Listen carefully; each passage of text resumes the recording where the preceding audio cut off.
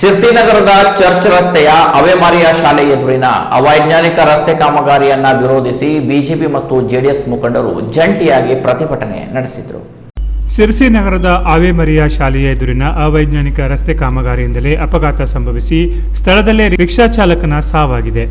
ಇದಕ್ಕೆ ನೇರವಾಗಿ ಲೋಕೋಪಯೋಗಿ ಇಲಾಖೆಯ ಅವೈಜ್ಞಾನಿಕ ರಸ್ತೆ ಕಾಮಗಾರಿ ಮತ್ತು ಡಿವೈಡರ್ ಅಳವಡಿಕೆಯೇ ಕಾರಣವಾಗಿದ್ದು, ಶೀಘ್ರದಲ್ಲಿ ಡಿವೈಡರ್ ಅನ್ನು ತೆರವುಗೊಳಿಸಬೇಕು ಅಥವಾ ರಸ್ತೆಯನ್ನು ಅಗಲೀಕರಿಸಿ ಸುಗಮ ಸಂಚಾರಕ್ಕೆ ಅನುವು ಮಾಡಿಕೊಡಬೇಕೆಂದು ಬಿಜೆಪಿ ನಗರ ಮಂಡಲ ಅಧ್ಯಕ್ಷ ಆನಂದ್ ಸಾಲೇರ ಅವರ ನೇತೃತ್ವದಲ್ಲಿ ಪ್ರತಿಭಟನೆಯನ್ನ ನಡೆಸಲಾಯಿತು. ಮುಂದಿನ ದಿನಗಳಲ್ಲಿ ಯಾವುದೇ ಸಾವು ನೋವು ಆಗದಿರುವ ಹಾಗೆ ಕ್ರಮ ವಹಿಸಬೇಕೆಂದು ಸಹಾಯಕ ಕಾರ್ಯನಿರ್ವಾಹಕ ಅಭಿಯಂತರರು, ಲೋಕೋಪಯೋಗಿ ಇಲಾಖೆ ಇವರ ಕಚೇರಿಗೆ ಮುತ್ತಿಗೆ ಹಾಕಿ ಆಗ್ರಹಿಸಲಾಯಿತು.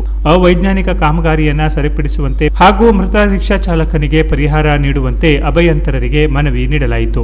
ಈ ವೇಳೆ ಆಟೋ ರಿಕ್ಷಾ ಚಾಲಕರು ಮತ್ತು ಮಾಲಕರ ಸಂಘದ ಅಧ್ಯಕ್ಷರು, ಜೆಡಿಎಸ್ ಮುಖಂಡರು ಆದ ಉಪೇಂದ್ರ ಪೈ, ಬಿಜೆಪಿ ಶಿವಮೊಗ್ಗ ಸಹ ಪ್ರಭಾರಿ ಆರ್.ಡಿ. ಹೆಗಡೆ, ಮಂಡಲ ಪ್ರಧಾನ ಕಾರ್ಯದರ್ಶಿ ನಾಗರಾಜ್ ನಾಯ್ಕ್, ಮಾಂತೇಶ್ ಹಾದಿಮನಿ, ನಂದನ ಸಾಗರ್, ಶ್ರೀಕಾಂತ್ ನಾಯಕ್, ರಮಾಕಾಂತ್ ಭಟ್, ಶರ್ಮಿಳಾ ಮಾದನಗಿರಿ, ನರಸಿಂಹ ನಾಯ್ಕ್, ಈಶ್ವರಾಚಾರಿ, ಬಿಜೆಪಿ ಮಂಡಲ ಮತ್ತು ಮೋರ್ಚಾ ಅಧಿಕಾರಿಗಳು, ಪದಾಧಿಕಾರಿಗಳು, ಕಾರ್ಯಕರ್ತರು, ಆಟೋ ರಿಕ್ಷಾ ಚಾಲಕರು ಮತ್ತು ಮಾಲಕರು ಹಾಗೂ ಸಾರ್ವಜನಿಕರು ಉಪಸ್ಥಿತರಿದ್ದರು. ನಂತರ ಈ ಕುರಿತು ತಹಶೀಲ್ದಾರ್, ಪೊಲೀಸ್ ವೃತ್ತ ನಿರೀಕ್ಷಣಾಧಿಕಾರಿ ಹಾಗೂ ಡಿವೈಎಸ್ಪಿ ಗೀತಾ ಪಾಟೀಲ್ ಅವರಿಗೆ ಮಾಹಿತಿ ನೀಡಿ ಮನವಿ ಸಲ್ಲಿಸಲಾಯಿತು.